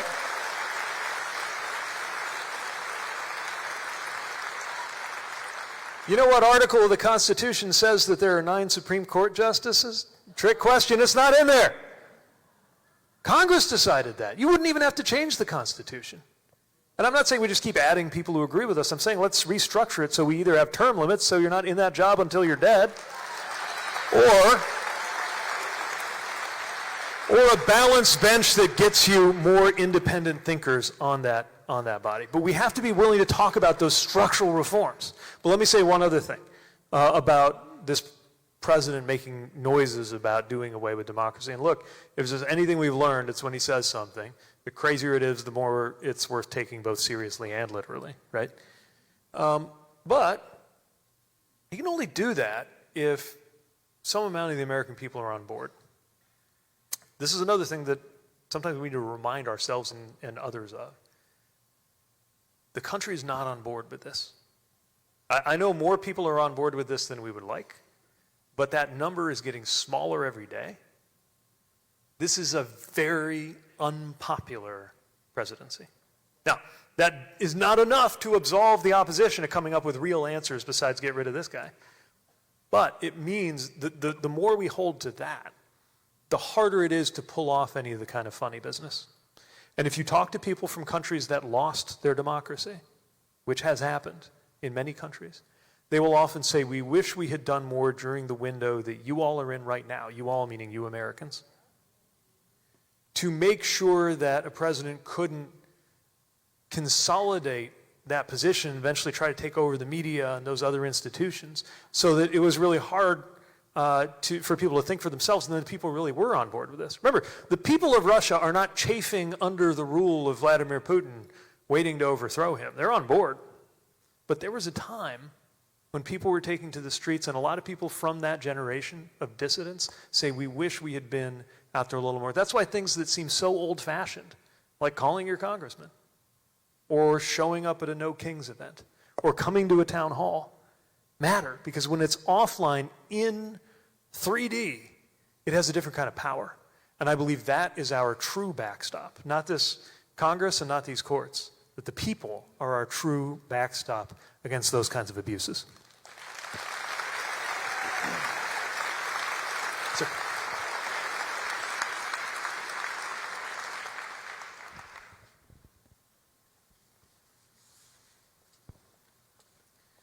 Hi, my name is Eric. I'm from Eau Claire. I'm a Navy veteran. Thank you. Thank you. And served 30 years as a police officer in Eau Claire. Thank you. And 12 years a recovering Republican. Welcome. So you've had some wonderful, great policy statements tonight. And my question touches on a lot of other questions that have come up here today. But as someone who's served and committed their lives to what I believe America is, I'm deeply, deeply offended by the lawlessness of this administration, the leadership that's in charge of what ICE is doing right now, the Department of Homeland Security, and now even the FBI, an institution that I've had the greatest respect for as in 30 years as a police officer. How can we be assured that there will be justice for what's happening right now?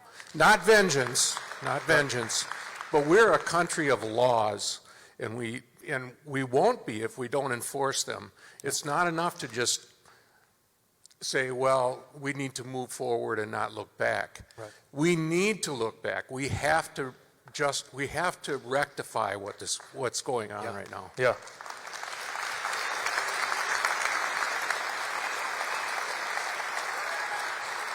First of all, again, I want to thank you for serving in uniform your country and your community, and honor that service, and also your readiness to declare your independence from one political party and reconsider. I'm really worried about that too. We have to be a nation of laws, and clearly we've got folks who have no regard for the law, the spirit, or in some cases the letter of the law. And I do wonder if it was a mistake earlier to try, for very good reasons, which was a desire to bring people together, to try to just blow past everything we had seen all the way through January of 2021 and just kind of put that in a box, put it behind us, and move on. I understand the reasons. At the time, I believed in those reasons. But it is very clear that there will need to be a level of transparency. That, like you said, it's not about revenge. It's about, frankly, giving the space to understand what happened and why, and above all, creating an environment where people who were part of this, who knew that it was wrong, get a chance to say why they did something that they knew was wrong, so that we can all understand what happened there, and so that they can help move on too. This has happened in places that have gone through abusive governments or those kinds of problems, and I think we're going to need to do it. It's going to be hard to figure out how to do it and have it be fair, but we have to have accountability, and it starts with transparency. Just imagine what we can get from transparency alone, because they've shut the books on a lot of what's going on. Government ethics today, watchdogs today, are not what they were just a year or two ago. And if we don't do that, there will be this, I think, this infected wound in the fabric of our system of law and order. And when we have that, it'll corrode the trust that we need in order to live. It'll corrode the trust that we need in order for law enforcement to function properly, the whole federal government to function properly. We can't let this happen again. But the first step is to get out of this mess that we're in right now. And that's where what I see and feel in this room gives me a great deal of hope. Sir.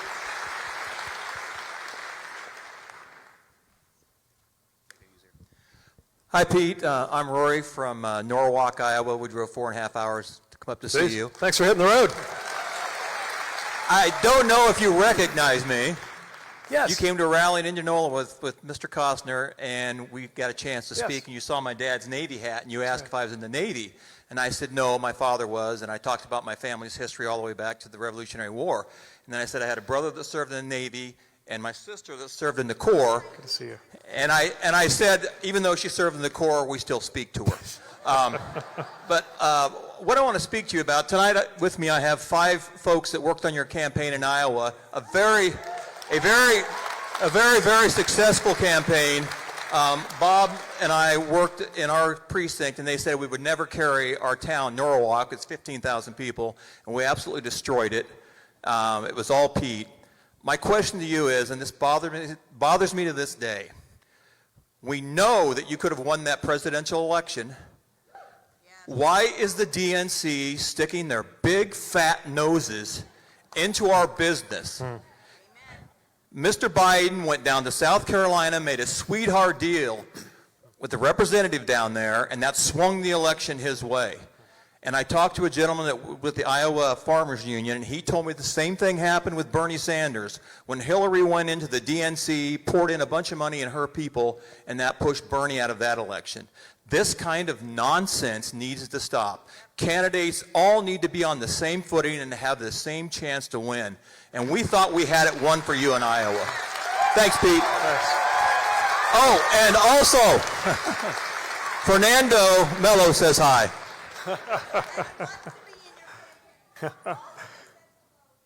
Well, bring them my greetings. And it's lovely to see you. And thanks for being here now, and thanks for what you did to have my back then, when not a lot of people thought we had much of a shot.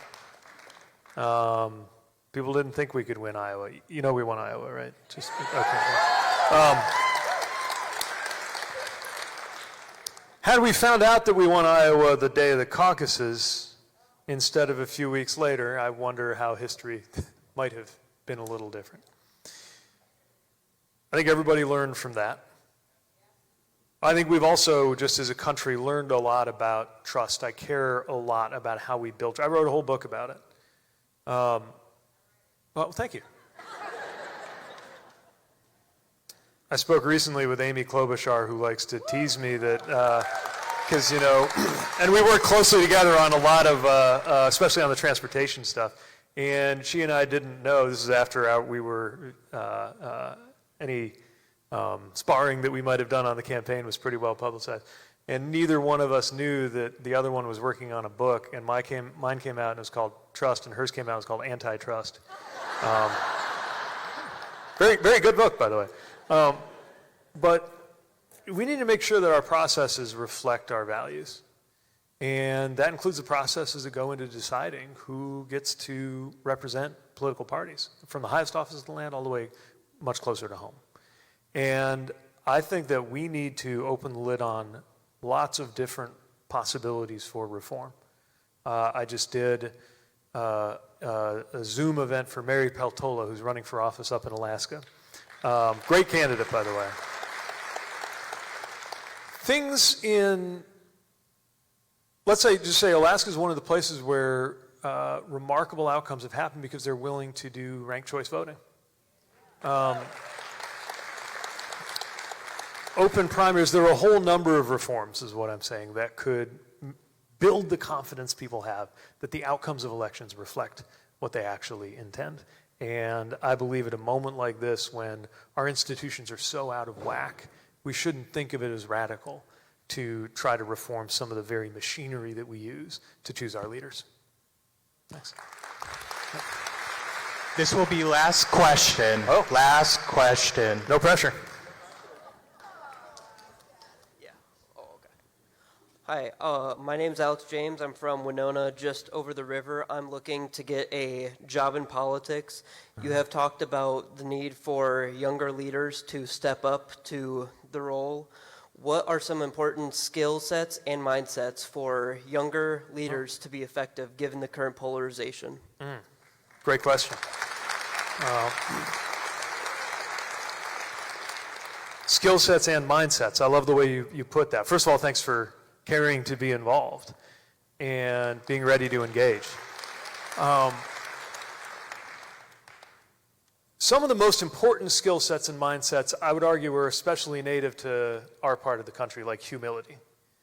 And it's tricky because you come into politics because you have passion about a way of doing things and a direction for our country that you believe in, or your community that you believe in. And it's important to be ready to stick to your guns and stick to your values, and also recognize that when you go out and talk to other people about what's going on in their lives and try to persuade, you're going to learn a thing or two as well.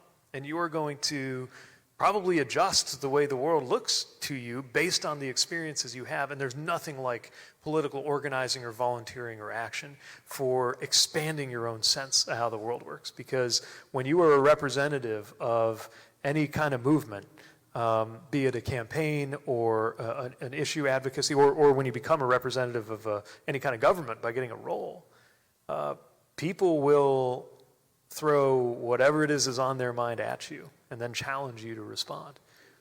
So the best thing is you grow through that. You extend yourself to other people through that. It's one of my favorite things about being involved in public life and in politics. But it also means you got to be ready to do a lot of listening, a lot of quantity time. Which is part of what this is all about.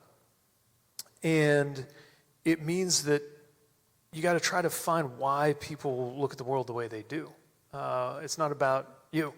That's the most important thing about anything public service politics. It's not about you. But you get to grow in a whole new way because you're involved. And I guess the other thing that's really important is to carry a sense of hope.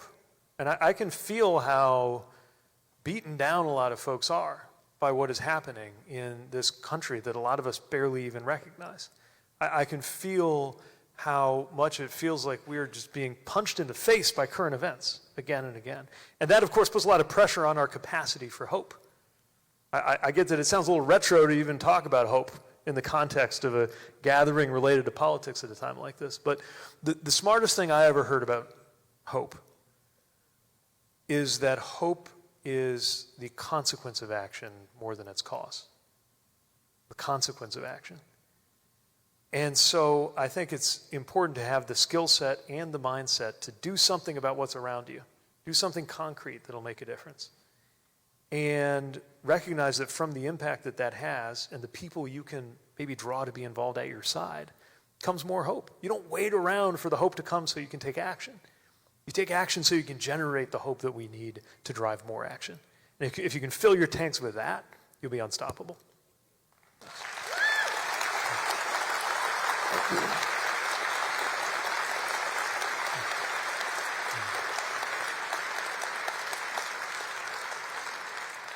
All right, I got a very convincing plea for one more. What?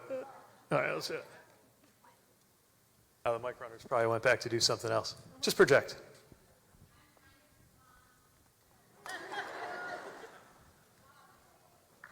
you go. All right.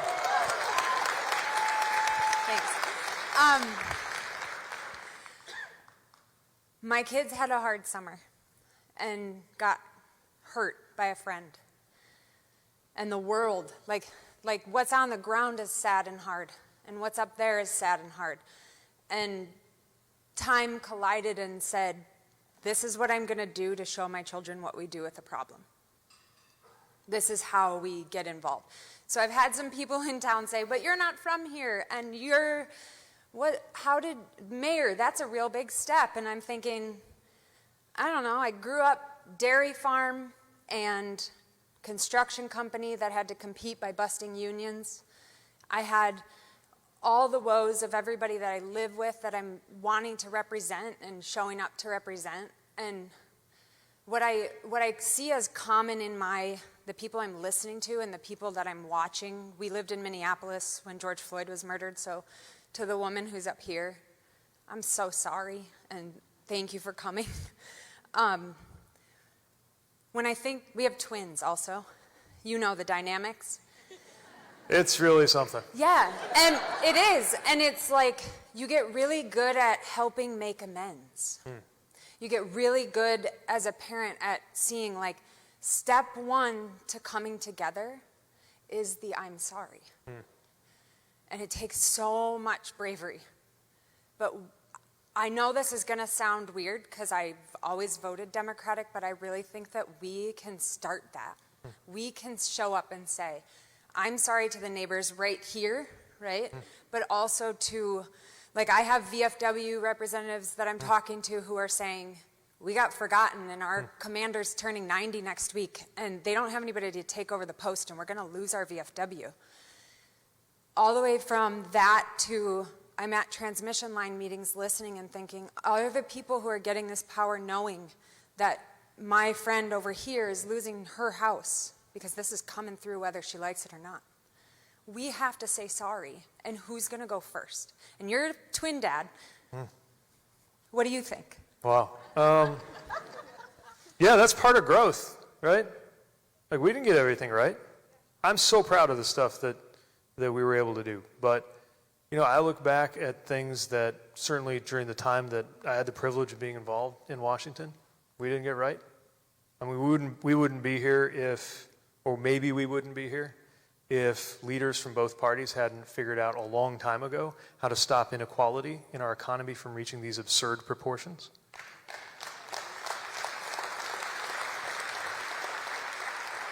I think more recently, if we had muscled through serious immigration reform versus thinking that we could just contain the status quo just a little bit longer, we might not be in this brutal situation that we're in right now. And I think all of us have, I certainly am guilty of having been susceptible to what the algorithm does to our minds and forgetting that all of this, politics, democracy, is a process of encounter. And nobody comes in with all the right answers. Nobody leaves with all the right answers. And that we can all do better. But again, I am convinced that we have that capacity, that we have that in our communities, that we have that in our country. I know it feels bleak right now. These times are more precedented than you would think. It was only 2 human lifetimes ago, end to end, that half of this country broke off and declared war against the other half for the purpose of being able to continue enslaving people. And we got through that. We will get through this because it doesn't have to be this way. And I can feel that. I know you want to be part of that. I'm proud to be with you. I hope to continue the conversation, and I cannot thank you enough for spending some time with us tonight. Thanks very much. Thank you.